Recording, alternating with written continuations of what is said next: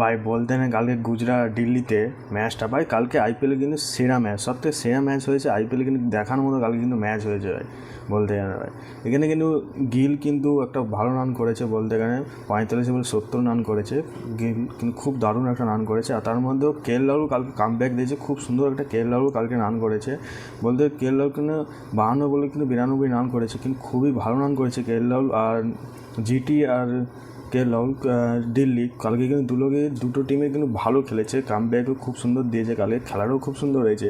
কিন্তু এবার ডিভিলি মিলারও ভাই লাস্টের ডিভিলি মিলারের শটগুলো মারছে ভাই, অসাধারণ শট ভাই। লাস্টে 106 মিটার 6 মারছে ডিভিলি মিলার ভাই কালকে বলতে গেলে।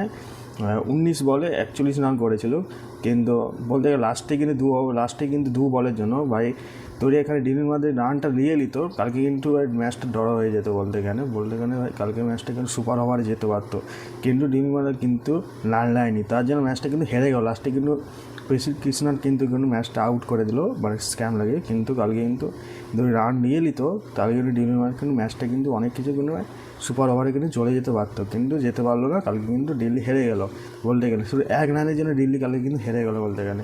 কালকে গুজরাট জিতে গেল। খুব সুন্দর একটা ম্যাচ হয়েছিল, আইপিএলে সেরা ম্যাচ, দেখানোর মতো ম্যাচ হয়েছিল।